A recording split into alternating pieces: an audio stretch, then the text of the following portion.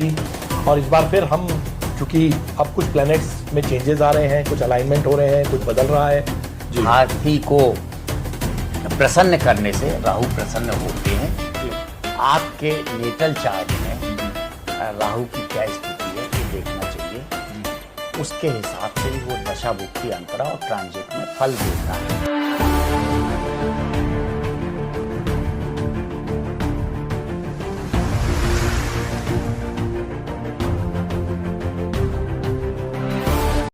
दोस्तों नमस्कार, आपका एक बार फिर से स्वागत है। मैं हूं राजेंद्र शर्मा। वैदिक ज्योतिष में को लेकर हमने पिछले पॉडकास्ट किए थे। हमारे पास काफ़ी अच्छे आपके सुझाव आए थे, आपकी प्रतिक्रिया आई थी। और इस बार फिर हम, चूंकि अब कुछ प्लैनेट्स में चेंजेस आ रहे हैं, कुछ अलाइनमेंट हो रहे हैं, कुछ बदल रहा है, तो एक बार फिर से हमारे साथ अतिथि हैं, ज्योतिषाचार्य हैं, retired IPS doctor Shailendra Srivastava ji, जो कि ज्योतिष में खासी रुचि रखते हैं और इसमें अध्ययन भी किया हुआ है। सर, आपका बहुत बहुत स्वागत है। पिछला आपका जो हमने पॉडकास्ट किया था, तो उसमें हमारे से लोगों ने एक घंटे बात करी फोन पे, और काफ़ी अच्छा रिएक्शन आया कि भाई आप जो है इसमें टेक्निकल चीज़ें जो बता रहे हैं जी, और ऐसा लग रहा है कि वो अध्ययन करके उसको समझा जाए तो ज़्यादा बेहतर होगा जी।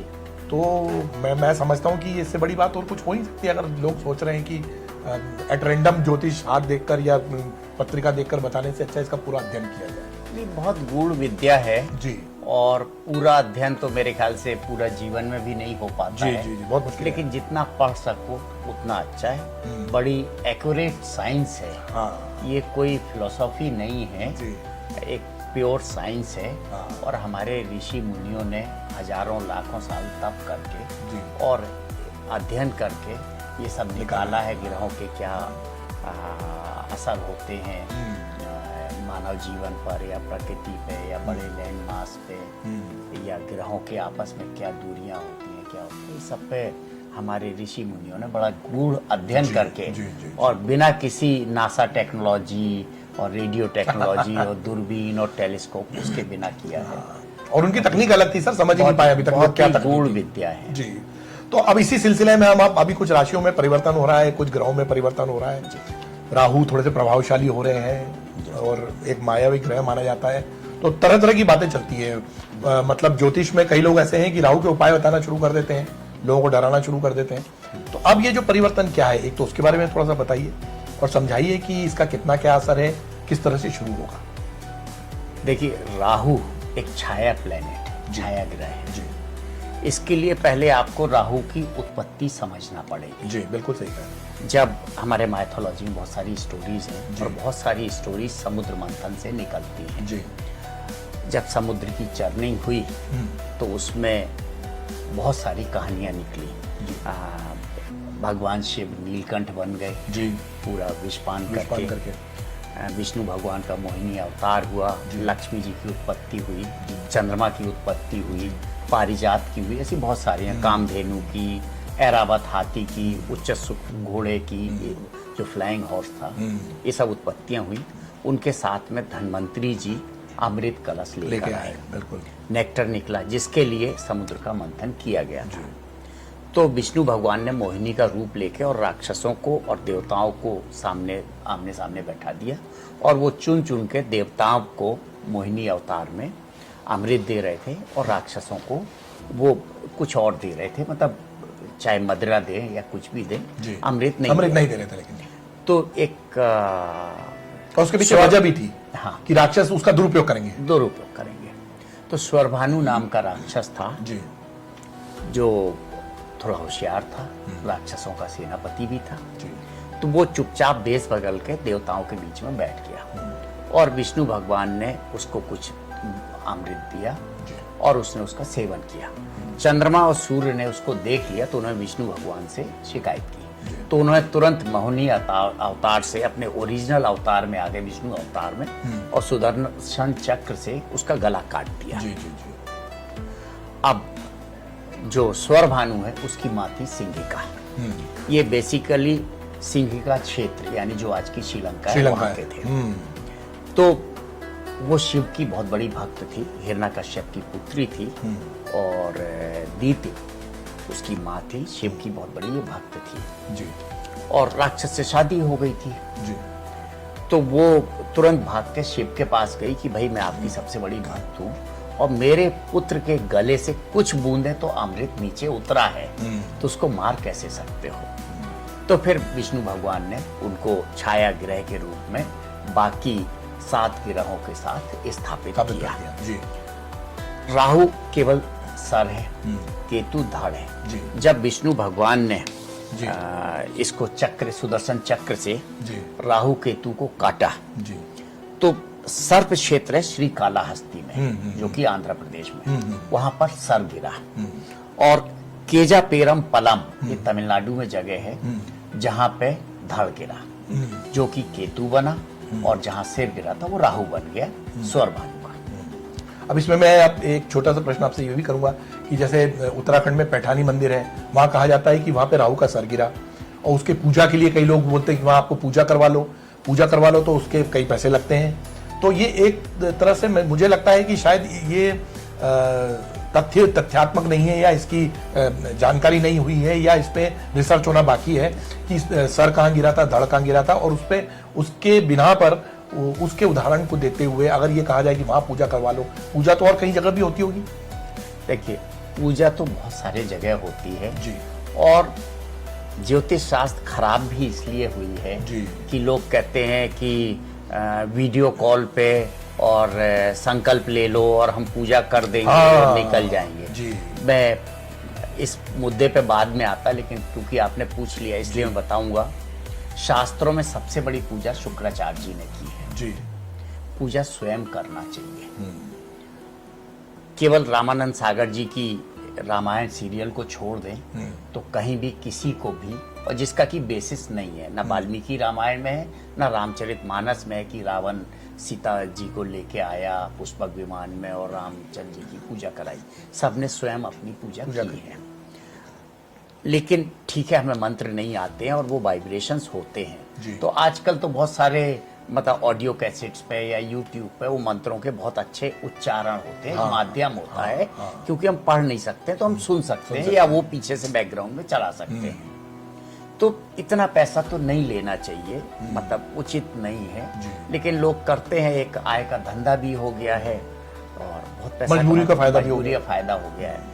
लेकिन शास्त्रों के हिसाब से तो सर राहु का सर्प क्षेत्र श्री कालाहस्ती में गिरा था और धड़ केजा पेरम पलम में गिरा था, जो कि तमिलनाडु में है। और इसके बहुत सारे राहु की पूजा की अगर बात करते हैं, बहुत सारे मंदिरों में पूजा होती है। एक तिरु नागेश्वर में नागनाथ स्वामी का टेम्पल है, जो कि कुंभारोनम के पास है, तमिलनाडु में। ये लाल किताब के अनुसार राहु को हाथी मानते हैं। जैसे हमारे यहाँ गौशाला होती है मंदिरों में, यहाँ पे हाथीशाला है, और हाथी को की पूजा करने से, हाथी को भोजन देने से, हाथी को प्रसन्न करने से राहु प्रसन्न होते हैं। तो राहु को शांत करने के लिए इस मंदिर में पूजा होती है। बाकी हाँ, सही है, पीठानी मंदिर में भी पूजा होती है, और भी बहुत सारे मंदिर हैं जहाँ पे इसकी पूजा होती है। लेकिन जहाँ तक आपने राहु की बात की, तो राहु के लिए बहुत अच्छी चीज ये है कि रुद्राभिषेक, इससे अच्छा राहु के लिए कोई सॉल्यूशन नहीं है अगर पूजा करना है आपको तो। और आप खुद भी कर सकते हैं, इसके लिए आप किसी माध्यम की जरूरत नहीं है। आप स्वयं छोटा 10 मिनट 15 मिनट का रुद्राभिषेक का जाप यूट्यूब पे निकाल लें। शिवलिंग के ऊपर आपको पानी, दूध, कपूर, देन केसर, बेलपत्री, दही, ये सब मिल जाता है, सब मिलता है। नहीं, आप खुद करोगे, खुद करेंगे शिवलिंग पे, पीछे आप बैकग्राउंड में, क्योंकि मंत्रों का उच्चारण आप नहीं कर सकते, लेकिन चाहे कोई दूसरा उच्चारण करे, चाहे आप स्वयं करें, बात बराबर है। अगर यूट्यूब पे हो रही तो वो भी तो कहीं से वो वाइब्रेशंस तो आ रहे हैं ना, वो रिदम, वो वाइब्रेशन महत्वपूर्ण होता है। तो बहुत सारी जगह है जहाँ पे राहु के लिए एक बहुत छोटा सा उपाय है। आकाश नीला है, नीला रंग राहु का है। आप चिड़ियों को एक जो 9 ग्रहों का दाना होता है, नवग्रह दानम, वो कहीं भी किराना की दुकान में मिल जाता है, आप वो चिड़ियों को खिलाइए। चिड़िया खा के ऊपर उड़ती है और राहु से आपकी प्रशंसा करती है, राहु आपसे प्रसन्न होता है। बहुत छोटी चीज है। राहु का दाना जौ है, हाँ। मछलियों को आप जौ डालिए, राहु प्रसन्न होते जी। हैं। तो कोई जरूरी नहीं है कि आप कहीं जाके, मैं किसी मान्यता को नहीं कहूंगा जी। कि वो क्यों करते हैं। और हाँ, सही है, जी। पीठानी मंदिर शंकराचार्य जी ने बनवाया जी, था। जी, उसका और महत्व है। उसका महत्व है, लेकिन अकेले वहीं का महत्व नहीं है। जी। और आपको पूजा में क्या चाहिए? इंटेंट, आपका इंटेंशन, आपका समर्पण होना चाहिए। जी। राहु एक तो पहले कोई उसकी फिजिकल एग्जिस्टेंस नहीं है, जी, छाया ग्रह है। छाया ग्रह है। जी। तो इतने छाया को आप कैसे नियंत्रित करोगे? जी, कोई छोटी, लेकिन आपका जो इंटेंशन है, इंटेंट से आप उसको प्रसन्न करते हो। ये राहु का उपाय है। तो अब मैं फिर से लौटता हूं कि अब जो कुछ ग्रहों में जो परिवर्तन हुए हैं वो क्या हुए हैं, और उसका आने वाले जो 18 मई से हो रहा है, और अब उसमें उन परिवर्तनों से क्या प्रभाव आम जनजीवन में पड़ेगा? राहु एक बहुत ही अनप्रिडिक्टेबल प्लेनेट है, जी, और इसके जो रिजल्ट होते हैं बिग नहीं होते हैं, ह्यूज होते हैं, एनॉर्मस होते जी, हैं। जी। ये मेगा रिजल्ट देता है, सरप्राइज, बिग नहीं, चमत्कारिक रूप बिग से। नहीं, मेगा। अगर राहु अच्छा है, अभी हम बताएंगे कैसे अच्छा है क्या बुरा है, जी। वो आपको लक्षण दिखते हैं। लेकिन राहु अच्छा है, जैसे मैं आपको फिल्मी दुनिया का बताऊं जी, कि किसी बड़े स्टार को कोई फिल्म मिली, उसने रिफ्यूज कर दी, जी। और एक ऑर्डिनरी स्टार ने वो फिल्म कर ली, हाँ, और वो उससे मेगा स्टार, रातों सुपर रात। स्टार और मिलीनियम स्टार बन गया। रातों रात। ये राहु है। हम साइकिल खरीदना चाहते थे, एक इच्छा थी। राहु इच्छाओं को बड़ा प्रबल करता है। आप और अगर हम- इजाजत दें तो मैं नाम भी ले दूं फिल्म स्टार का। मैं नहीं कह सकता।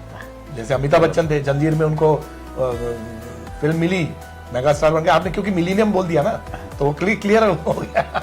नहीं, जी। देखिए, मैंने किसी का चार्ट नहीं देखा, जी, जी। इसलिए मैं नहीं, लेकिन मैं तो एक बता रहा हूँ कि राहु कैसे काम करता मतलब मेरे जहन में यही आई है। मान लीजिए मैं जी। सरपंच का चुनाव लड़ना चाह रहा हूँ, नहीं जी, जीत पा रहा जी, हूँ, जी, जी। और मालूम पड़ा मैं तो मंत्री बन गया। हाँ, ये प्रभाव है उसका। मैं कांस्टेबल का और सब इंस्पेक्टर का इम्तहान दे रहा हूँ, हाँ। और मेरा नहीं हो पा रहा, मैं तो आईपीएस बन गया। जी। ये राहु का एक एक्सपेंशन है। ये जरूर है, पुलिस के लिए मंगल चाहिए होता है, वो जी, अलग चीज वाह, है। मैं तो एक उदाहरण दे रहा हूँ आपको कि किस तरीके से राहु एक्ट करता जी। है। मुझे 2 लाइन लिखना नहीं आती है, और मैंने 4 किताब लिख दी। ये राहु है। राहु इतनी बड़ी सफलता देता है। राहु टेक्नोलॉजी है। राहु मीडिया में, फिल्म में फॉरेन सेटलमेंट देता है। जी। हम कहाँ वीजा के लिए ट्राई करते रहते हैं, नहीं होता, फॉरेन में तो हम बंगला बना के रहने लगते हैं। ये राहु है। राहु एक्टिंग में है। राहु समझ को बढ़ाता है। हमको 2 शब्द नहीं बोलना आता, हम इतने अच्छे ओरेटर हो जाते हैं अगर राहु हमारा अच्छा है तो। अच्छा।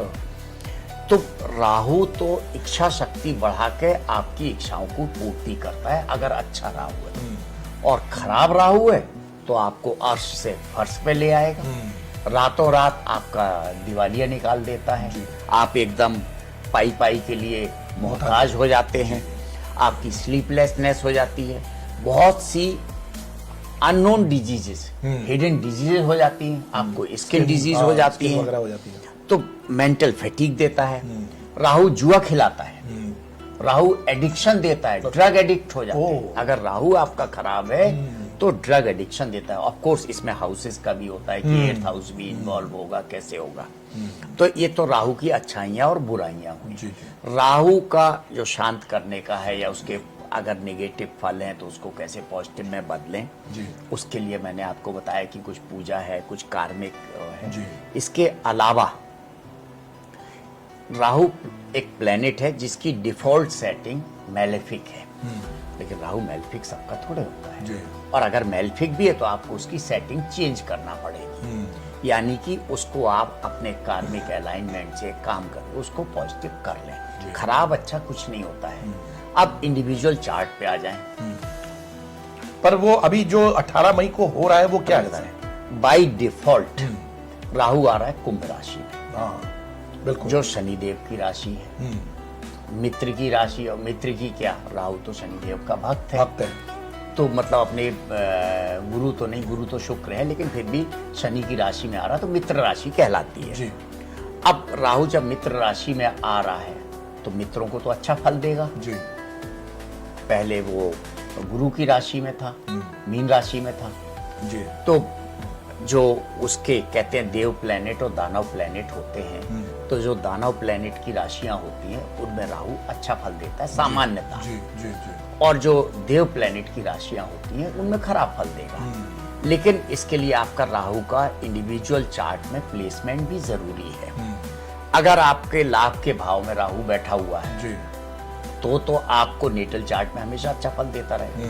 फिर दशा भी देखना पड़ेगी जी। राहु 18 साल बाद किसी घर में वापस जाता है, जी। क्योंकि राहु की जो महादशा होती है वो 18 साल की होती है और एक घर में 1.5 साल राहु रहता है। जी। बाकी हर ग्रह की जब महादशा होती है तो उसमें अंतरदशा राहु की भी आती है, सभी 9 ग्रह की अंतरदशाएं होती हैं। बिल्कुल। तो राहु में राहु से शुरू होती है, तो जिसकी राहु की महादशा अंतरदशा होगी और ये देखना होगा उसका राहु का प्लेनेट क्या है, तो उसको ट्रांजिट ज्यादा इफेक्ट करेगा। आपके चार्ट में राहु एक्टिव होगा तभी तो राहु इफेक्ट करेगा। जी।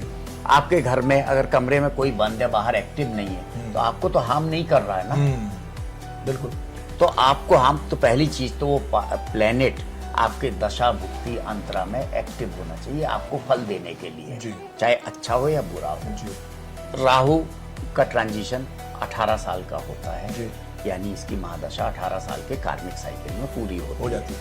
राहु एक घर में 1.5 साल रहता है। जी। तो ये अभी 1.5 साल से मीन राशि में था, कुंभ राशि में आया आ है। गया। काल पुरुष की कुंडली के हिसाब से कुंभ राशि 11वें घर में पड़ती है और ये हाउस ऑफ गेन होता है। तो काल पुरुष के लिए तो हाउस ऑफ गेन में आ रहा तो फायदे ही देगा, जी। क्योंकि आपको याद हो रावण ने मेघनाथ के जन्म के समय सभी ग्रहों को 11th हाउस में रख दिया था। इच्छा पूर्ति का घर है, लाभ का घर है, तो जिससे वो तो बाद में कुछ कार्मिक विष्णु भगवान ने करके शनि देव को व्यय भाव में पहुंचा दिया था और वो कहते हैं पाप कर्तरी में सभी ग्रह फंस गए थे, इसलिए मेघनाथ अल्पायु में मारा गया। Otherwise 11th house default setting के हिसाब से बहुत ही पॉजिटिव ग्रह होता है, यहाँ पे कोई भी ग्रह हो अच्छे फल देगा। तो अगर मेष लग्न का देखो तो सबसे अच्छा फल दे रहा है मेष लग्न के लिए, जबकि मंगल की लग्न है। राहु अभी बृहस्पति के नक्षत्र पूर्वा भाद्रपाद में है, जिसके डीटी एकाजापति है, एक पैर के रुद्र। गुरु के नक्षत्र में सामान्यता कोई मतलब गुरुदेव खुद ही नाराज ना हो तो सबको नियंत्रण में रखते हैं और गुरु को कोई भी दुश्मन नहीं मानता है, तो उसके नक्षत्र में तो बहुत ज्यादा रुद्रता नहीं दिखती है, सामान्यता। बाकी इसके बाद अपने खुद के सददिशा नक्षत्र में जाएंगे और उसके बाद वो धनिष्ठा नक्षत्र में आएंगे। तो धनिष्ठा नक्षत्र में जब राहु जाएंगे तब जरूर हो सकता है थोड़ा बहुत उग्रता दिखे, क्योंकि मंगल का नक्षत्र है। अपने नक्षत्र में तो सददिशा मतलब 1000 स्टार वाली बात होती है और राहु एक्सपेंशन के हैं 1000 स्टार के, तो राहु बहुत अच्छे फल देंगे। तो आप क्या इनमें कुछ सावधानियां भी हैं? जैसे हम लोग सोचते हैं कि स्टडी हम लोग अध्ययन करते हैं कि उसमें कुछ ऐसी चीजें होती हैं जो कि अवॉइड करना चाहिए, ऐसी कुछ चीजें होती है जिसमें कि लोग अपनी दिनचर्या में ही उसका समाधान कर सकते हैं, तो क्या क्या है? मैं वैदिक एस्ट्रोलॉजी के हिसाब से अगर कहें जी, तो नारद ऋषि ने जी, पाराशर ने तो ये चीज लिखी है, ऋषि पाराशर ने जी, और बृहद पाराशरी होरा शास्त्र लिखी है। एंड नारद ऋषि ने नारद संहिता लिखी है, उसमें ज्योतिष शास्त्र के बहुत सारे सूत्र दिए हैं और नारद पुराण में भक्ति दी हुई है। इन दोनों के समागम से बहुत सारे सूत्र बनते हैं कि किस हाउस को कैसे ट्रीट करना चाहिए, किस प्लेनेट को कैसे ट्रीट करना चाहिए जी। और अगर हम उसके हिसाब से चलें, चाहे ऋषि पाराशर के हिसाब से हो, चाहे देव ऋषि नारद या दूसरे ग्रंथ हैं उनके हिसाब से चलें, चाहे कृष्णामूर्ति पद्धति से चलें या लाल किताब से चलें जी। इनके जो तोड़ है, वैसे तो कोई उपाय होता नहीं, लेकिन कार्मिक अलाइनमेंट होता है, आदमी अपने कर्मों से बहुत सारी चीजों को ठीक कर देते हैं। अगर हम भृगु नंदी नाड़ी से चलें तो कहते राहु दादाजी हैं, तो अब जिसके दादाजी नहीं है उसको तो मतलब जिसको बड़ा मानते हो, दादा मानते हो, राहु बड़ा है, बड़े बुजुर्गों की इज्जत करना चाहिए, राहु प्रसन्न होते हैं। लाल किताब के हिसाब से हाथी को या ब्लैक डॉग को या काली गाय को खाना खिलाना चाहिए, तो उससे प्रसन्न होते हैं। चिड़िया को दाना दाना डालने से बताएं। होता है। जी, जी। प्लस राहु की डीटी सरस्वती माता है। हम्म, नारद पुराण के हिसाब से सरस्वती माता की वंदना करना जी, या सरस्वती माता जी की पूजा करने से राहु प्रसन्न होते हैं, और राहु का अगर प्रकोप होता है तो कम हो जाता है, और अच्छे होते हैं तो और अच्छे फल देने लगते हैं। राहु का हर ग्रह का अपना बीज मंत्र भी होता है। जी। राहु के बीज मंत्र का भी लोग पाठ पाठ करते करते हैं। हैं। और वैसे कहते हैं कि राहु की सबसे अच्छी रेमेडी जी। रुद्राभिषेक होती है। राहु के बारे में काफी चर्चा हो गई। एक सामान्य तौर पर क्या किन चीजों का ध्यान रखना चाहिए? कुंडली में 12 घर होते हैं, जी, किसी ना किसी एक घर में तो राहु रहेगा ही रहेगा ही रहेगा, रहेगा। जी, तो इसलिए कोई डरने की बात तो है नहीं। जी, आपके नेटल चार्ट में जी, राहु की क्या स्थिति है ये देखना चाहिए। जी, उसके हिसाब से ही वो दशा भुक्ति अंतरा और ट्रांजिट में फल देता है। जी। और ये प्रभाव कब तक रहेगा इसका? 1.5 साल करीब तो रहेगा। 1.5 साल रहेगा, और 1.5 साल के बाद राहु मकर राशि में चला चले जाएगा। जाएंगे। तो फिर मकर राशि वालों को फिर डराएंगे हम कि ट्रांजिट हुआ है। कोई डरने की चीज नहीं है। ये जरूर है, राहु जिसका नेगेटिव होता है उसके दिल में भय आता है। और ये डराने से तो वैसे भी अगर कहीं किसी को बोल दो भूत आ रहा, वो आ रहा, यहाँ पे दंगा हो गया, हम तो पुलिस वाले हैं, तो लोग उस डायरेक्शन में जाना बंद कर देते हैं। जी, जी। तो एक भ्रांति जरूर पैदा होती है, और राहु वैसे भी भ्रम है, तो डरना नहीं चाहिए।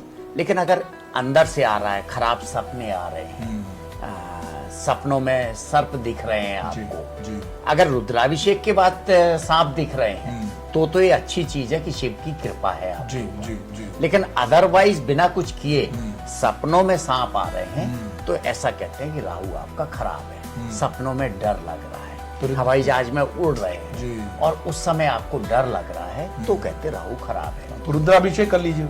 रुद्राभिषेक करिए, चिड़ियों को दाना खिलाइए, सरस्वती माता का जाप करिए, राहु के बीज मंत्र का जाप करिए। बहुत सारी चीजें हैं। काले कुत्ते को खाना दीजिए, काली गाय को खाना दीजिए, हाथी को केले खिलाइए। बहुत सारे हमारे ऋषि मुनियों ने बहुत सारे उपाय बताए हैं, और जो कई जगह मैं देखता हूँ कि इवन लाल किताब का बहुत जल्दी रिजल्ट मिलते हैं। मैंने बहुतों को देखा है। तो ये जरूर है, लोग कहते हैं कि कोई उपाय नहीं है, लेकिन बहुत सारे लोगों को मैंने देखा है, उनको रेमेडी हो जाती है। ये तो जरूर है कि ब्रह्मा जी ने खुद ही आपके लिए एक लिखा है कि कष्ट, जैसे सुख परमानेंट नहीं होता है, वैसे दुख भी परमानेंट नहीं होता है। बिल्कुल। अब कोई किसी से अपॉइंटमेंट मांगता है बड़े ज्योतिषी से, वो देता है 3 महीने बाद का। अब वो 3 महीने बाद गया, उसको कुछ बताया हो गया, तो उसका तो दुख ही 3 महीने का था। खत्म हो गया वो। खत्म हो गया, वो तो अपने आप खत्म हो गया। तो आज आपने बहुत ही जिसे कहने सारगर्भित बात इस पे चर्चा हुई है राहु पे, और मुझे आशा है कि हमारे जितने भी जो सब्सक्राइबर्स हैं जो इस पॉडकास्ट को देख रहे हैं, उनको एक समझ में आ गया होगा, एक बेसिक चीज़ जो है राहु, जो ग्रहों का जो जितना भी ट्रांजिशन हो रहा है, और राहु जिस तरह से प्रभावशाली हो रहे हैं, क्योंकि राहु को मायावी ग्रह भी कहते हैं, तो जिस तरह से प्रभावशाली हो रहे हैं उसमें संयम से और अपने जो दैनिक कार्यों में पूजा पाठ से उसमें अपने आप को संयमित रखा जा सकता है। लेकिन इस विषय को लेकर अगर आपके मन में कोई सवाल है, आप कुछ पूछना चाहते हैं, तो हम जो है डॉक्टर श्रीवास्तव से रिक्वेस्ट करेंगे आपके सवालों के कुछ उत्तर वो ज़रूर दें। और आपको ऐसा लगता है कि आप इस पे आपकी कोई राय है तो वो भी हमें ज़रूर दें। हमारे साथ बने रहने के लिए आपका बहुत बहुत शुक्रिया। नमस्कार।